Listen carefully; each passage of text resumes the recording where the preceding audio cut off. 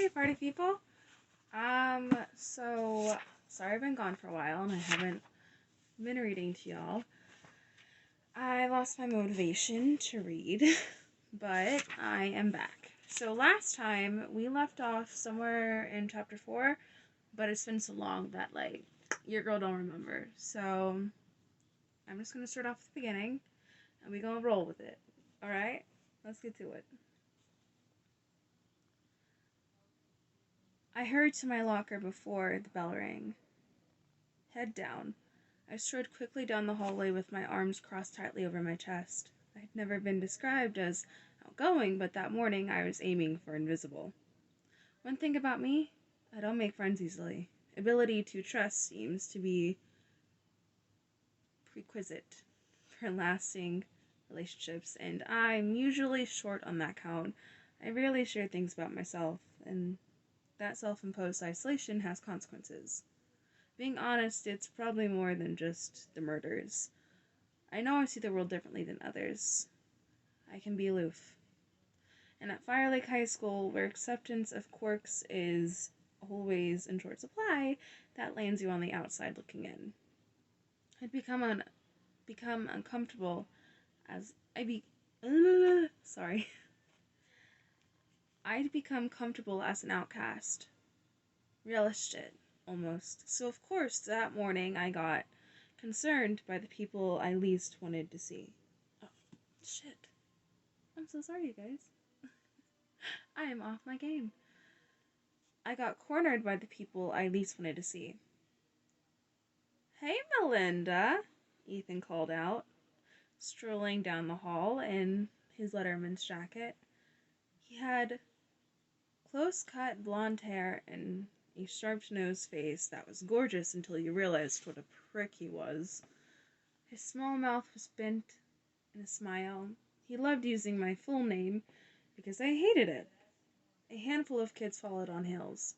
My gaze flickered from face to face. Ethan, Sarah Hardin, and her cheerleading BFF, Jessica Kell. The Nolan twins, with their flaming red hair. Noah Livingston, Charlie Bell, acne scars and all. Toby Alberston, a group I would charitably describe as worst case scenario. I known Ethan since 3rd grade. We'd never gotten along. The others were okay individually, like it or not. We'd grown up in a giant puppy pile our whole lives, but they could be ugly when forming a mob. Which they were doing right now. Ethan leaned against the locker next to mine.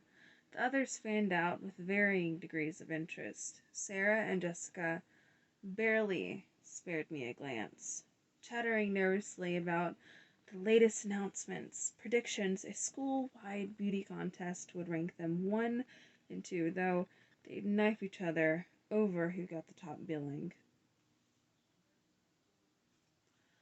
Noah hung back, scrolling his phone, a handsome boy with light brown hair and green eyes. He rarely spoke around me, or much at all. His father owned the ski resort on the northern slopes and was the richest man in town. The other 4 boys, however, Chris, Mike Nolan, Charlie, and Toby, gave me their undivided attention. "Can I help you, Ethan?" And as neutral tone as I could manage. Let me try that again. "Can I help you, Ethan?" And as a neutral tone as I could manage. "I was just wondering about your disaster preparedness." His eyes flew attempted an earnest look. "Is the trailer park ready for an anvil strike?" At the mention of the asteroid, a wave of apprehension swept through the group. A subtle dancing poltergeist of fear. I noticed little signs, things that most people might not pick up on. But to me were practically shouts. Chris Nolan's eyelids tightened while his brother shuffled his feet. Charlie's knuckles whitened on the textbook he was carrying. Sarah faltered in her gossiping, a hand shooting up to rake her strawberry blonde hair. "Ready as anywhere. I replied dully, closing my locker, since it doesn't matter where the thing hits. Toby snorted. Chris nodded, as if I'd scored a point. Mobile homes aren't really built for sturdiness, Ethan said matter-of-factly, toying with a nearby lock. One good thing is, you won't lose much if it gets compacted. Heat rose to my face. I glanced at Noah, who was frowning at his Apple Watch, not joining in, but not lifting a finger to help me either.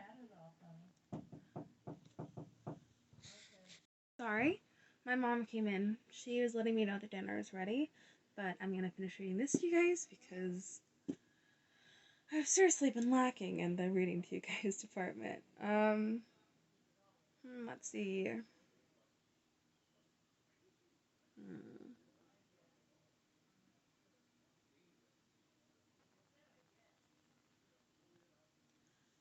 Heat rose to my face. I glanced at Noah, who was frowning at his Apple Watch, not joining in, but not lifting a finger to help me either. My gaze dropped. Why look to him? Noah was good-looking, tall and wiry, with the build of a swimmer, and sporting the best car, clothes, and lifestyle of anyone in Fire Lake. But he never took a side on anything, or even much interest as far as I could tell. Yet something about him always stuck in my brain. Maybe it was sharing a birthday, all those times we were forced to stand side by side in elementary school, listening to other kids mumble that lame song, celebrating a day I'd come to dread. Fire Lake was the only upper school in town with 220 students. The fault lines were mostly about money and sports. Pretty girls could cheerlead a path to popularity. Of course, a quarter of the school's parents employed the rest. In fact, no one ever forgot. The fissures began appearing in the middle of school and never healed. Thanks for your concern, I said calmly, pushing through the circle. It never occurred to me that trailers aren't built for... It never occurred to me that trailers aren't built to survive asteroid impacts. Ethan smiled and retreated. On the other hand, you could tow your place inside a cave or something for safekeeping. His joke drew a few chuckles, but I wasn't worth the trouble. Ethan allowed me to escape down the hall and turned away. Then a voice rang out. Of course your place is probably much safer. Tack was standing behind the door first period. Ethan shot him an annoyed look. Obviously, Thumbtack. Ethan's father owned the tones. Oh my god, I'm so sorry. I'm so sorry.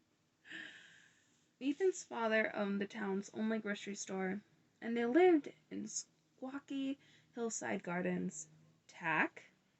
I tucked him down to the safety of class. Don't stop. No.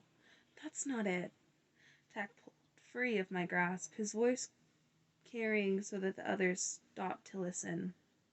See, God always favors the drunk and stupid, and your dad is blessed on both counts. So the Felcher home is practically a safe haven. Ethan blinked, his neck and cheeks flushing red. Then his face went still. Sarah rolled her eyes. Jessica giggled, covering her mouth. The bell rang, startling everyone. Catch you later, E-Dog. Tack slipped through the door. Ethan stared at the empty space, then looked at me as if I were guilty by association. His smirk returned. Tell your friend he made a mistake.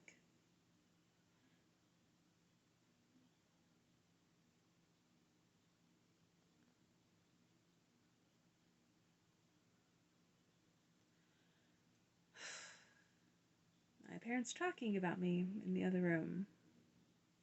Like we don't have 10 walls. It's nothing pleasant, but it's whatever.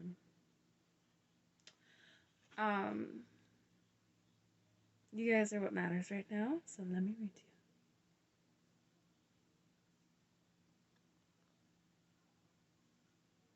Where are we?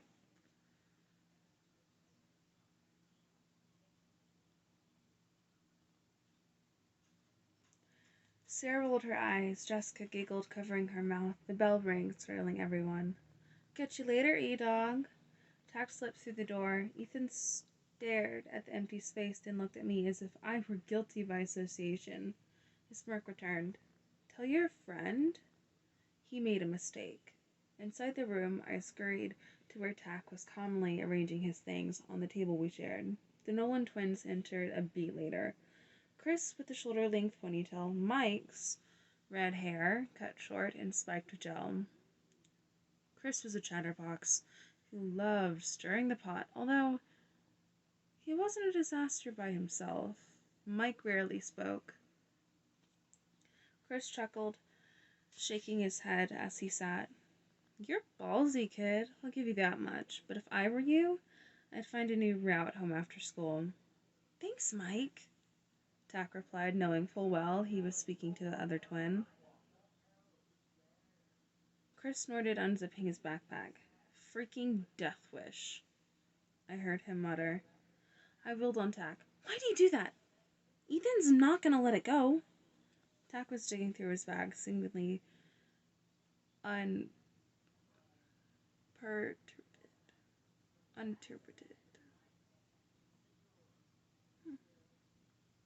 Because I felt like it, and screw Ethan. He's a jackass. Maybe next time he'll think before he yaps. What's he going to do? Is he going to beat the crap out of you? Oh, wait, no. I read that wrong. Okay, let me try again. What he's going to do is beat the crap out of you. Tack shrugged. Wouldn't they be the first?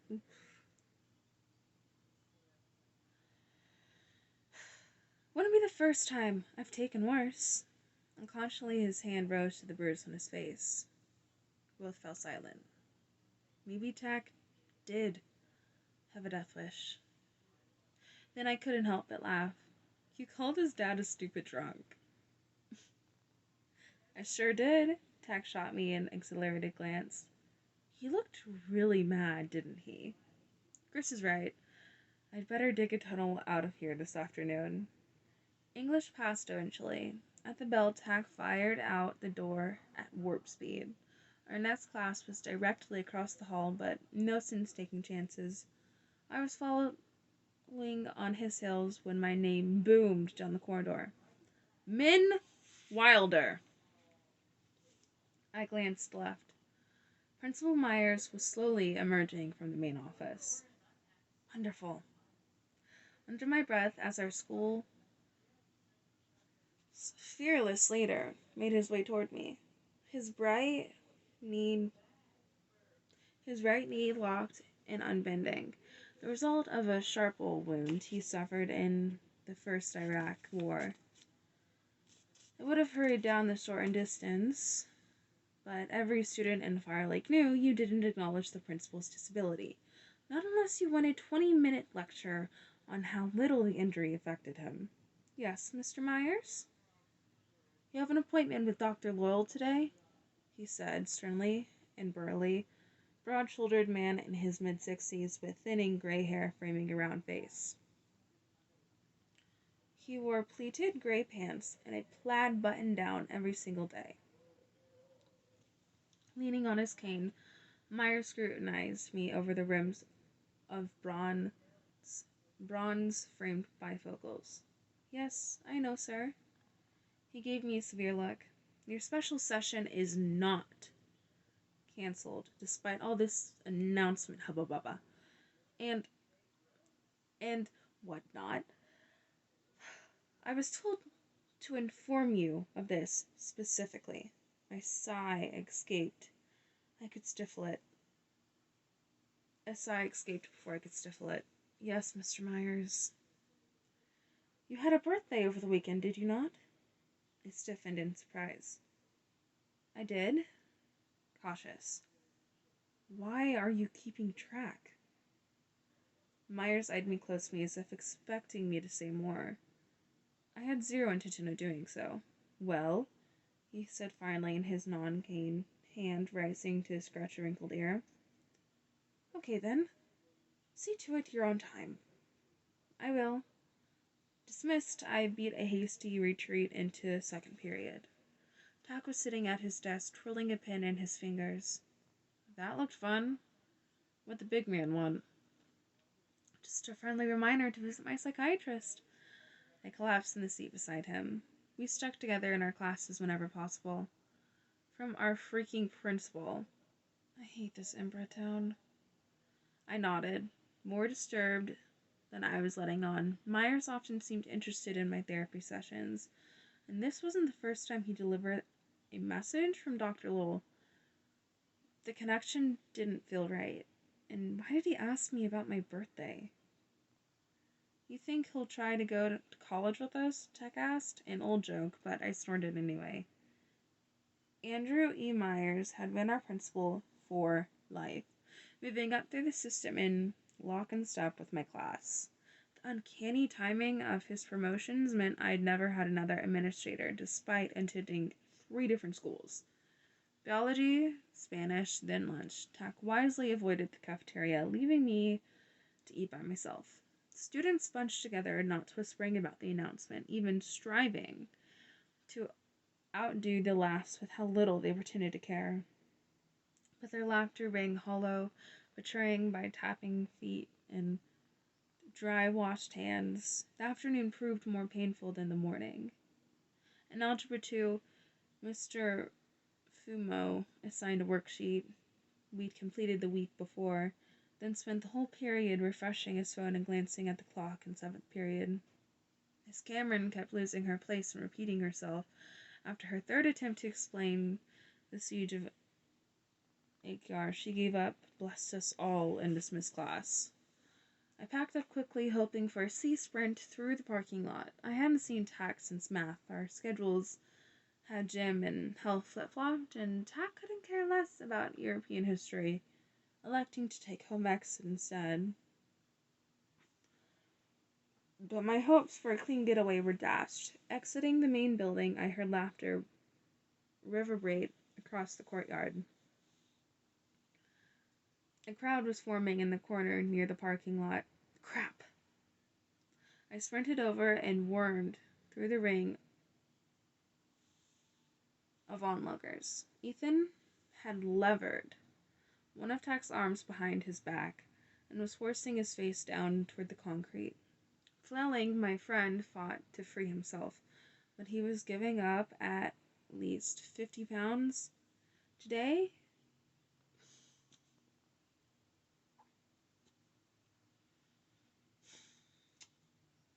Toby and Chris were grinning, edging Ethan on, while Jessica and other members of the cheerleading squad pretended to protest. Sarah watched impassively, seemed bored. Beyond the circle, Noah was leaning against the walkway post, eyes drifting. The more Tak struggled, the more the mob swelled. Ethan, let him go! He glanced at me and smiled. Oh, hey, Melinda. Glad you're here. Tak's about to sing Bad Blood for us, and you shouldn't miss it. Seeing me watching Tak thrashed twice as hard, his eyes narrowing at slits in a way I'd seen many times before. Let me go, you douchebag! I'm warning you! Or what? Ethan asked with a lip. You said some nasty things about my family. So now we're in a feud. I want you to sing about it. We all do, right? Laughter erupted all around. Faces bore hungry expressions as if seeking a violent release to the day's unbearable tension. This was getting ugly. Fast. Ethan yanked Tak's arm higher, eliciting a painful yelp. Have any more funny jokes, Thomas? I'd love to hear them. Or maybe you're all tapped out for now. That's not what your mother said. Tak kicked out a foot. Missed. A low ooh rose from the spectators. Chris Nolan giggled. Toby danced and hooted. Ethan's eyes went flat. Damn it, Tak. I sized Ethan's arms, felt his muscles ripple. He looked down at my hand and then back up, blinking rapidly. For a split second, I wasn't sure he recognized me. Take it easy. Tack's just running his mouth like always. Ethan shook his head, shrugging off my hand. He spun Tack around and grabbed him by the shirt, pulling him close. You can't talk to me like that, Thomas. Not ever. Kiss my ass! Tack's head rocketed forward, catching Ethan across the nose. Ethan's hold loosened on Tack and wriggled free. He didn't run. Idiot. To everyone's astonishment, Tack leapt at Ethan and swung. Damn it, Tack! Ethan blocked instinctively, then slugged Tack full on in the face. A second louder, ooh, rose from the crowd. Tack dropped to the ground like a boneless chicken breast. Stop! I jumped to stand between Ethan and my friend. That's enough! Voices yelled for me to move. Chris and Toby were laughing, encouraging Ethan with cries of, Finish him! And there can only be one! Tack had pulled himself up against a post, hacking and spitting. That all you got? He wheezed, wiping the back of his hand across his mouth and then calmly regarding a red smear on his wrist. You hit like a bitch. Don't! I shouted at Ethan, arms shooting wide. He's done! He's down! You won, okay? Ethan looked at me in the eye, blinked, then he stepped around me and stomped on Tack's hand. My friend howled as Ethan squatted down eye level. Ready to channel Taylor Swift, Thomas? Warm up that pretty voice? Hands balling in a fist, I was about to do something when a voice carried from beyond the circle. Yo, Ethan! Ethan looked up annoyed. He spotted Noah, who tapped his watch and pointed toward the parking lot. Let's get out of here, man. I'm starving. But Tack hasn't sung yet.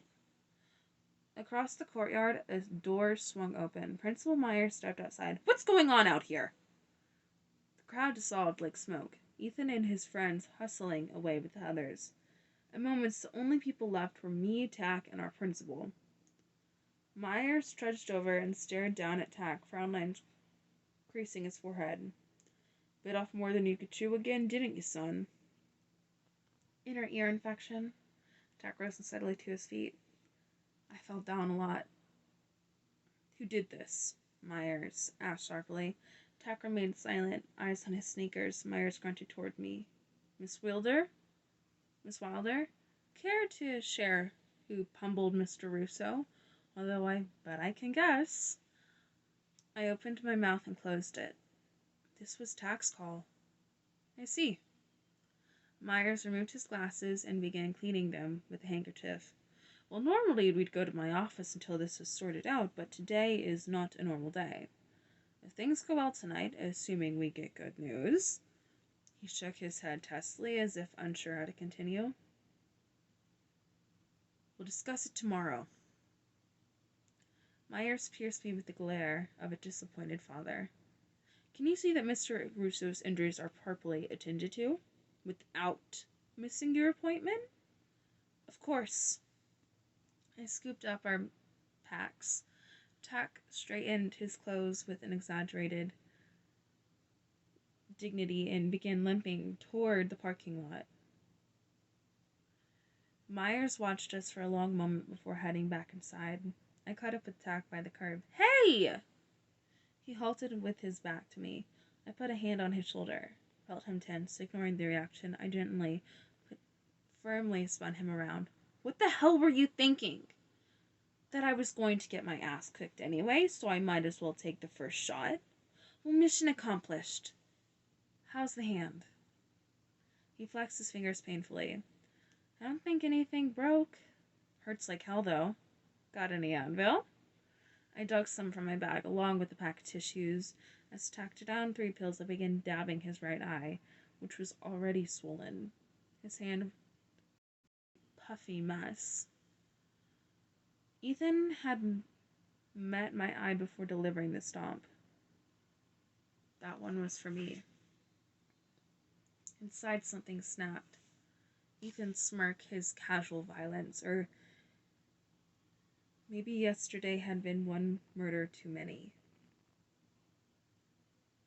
Releasing Tack, I spotted Ethan Wingler behind the back of the parking lot, a dozen spots for the next closest vehicle.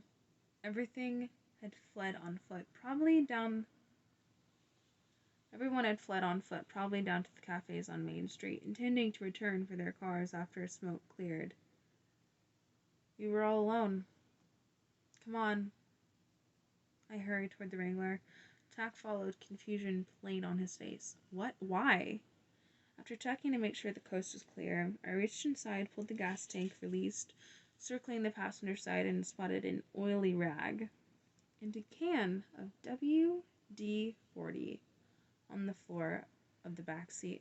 What are you doing? Tack whispered. Ethan loves this Jeep. Maybe physically. He shouldn't have stomped on your hand. I ripped the rag into two and doused the large piece with oil. Then I unscrewed the gas cap and shoved it inside. Tack's eyes nearly popped from his skull. He ducked behind the hood, eyes starting, new intensity. Holy crap, man! This may be a little out of proportion. So was crushing your fingers. I tapped my lids, stymied, ignoring the voice of reason screaming in my head. Then I spotted a book of matches in Ethan's ashtray. It's almost like he wants me to do it. Beds of sweat rolled down my back. I lit the match, used it to ignite the smaller rag. The oil-soaked cloth caught easily. Orange tendrils cooling and twisting like greedy fingers, pivoting carefully. I held the flame under the larger rag, hanging it from the gas tank. Poof! Tack was bouncing on his balls of his feet. Come on! We've got a bell! Not so fast, though. I rose, walking casually down the aisles. Don't attract attention. Attention. Right. He could barely keep from sprinting. Wouldn't want that. 30 paces to the sidewalk. 10 more out of the parking lot. Roughly 30 seconds had passed with no effect. As we crossed the street, I worried my plan had failed. We'd have to go back and ditch the evidence. A jarring boom. The ground shook. Glancing over my shoulder, I spotted the black plum billowing above the trees, angry shadows dancing just beneath. Tack swallowed audibly. Oh, man. We really did it this time. If Ethan ever finds out. I almost hope he does. Then I turned my back on the mounting inferno. Here's another thing about me. I'm not afraid of much. Not after what I've been through. And I forgive as little as I forget. Hitching both of our packs, I led Tack away down the street, my blood pumping a mile a minute. Somewhere far off, a siren began to wail. Alright, my lovely peoples, that is the end of chapter 4. I'm really hungry. Also, this I got from Halloween. It's a little thing. One of my best friends, she got me a candy gram at school. It was so sweet. I'm going to use it as my bookmark for right now. Anywho, that is the end of chapter 4. I will keep updating. I cannot promise it'll be perfect. My life is pretty crazy right now. I hope you guys enjoy. Have a night. Have a nice night. Bye, guys.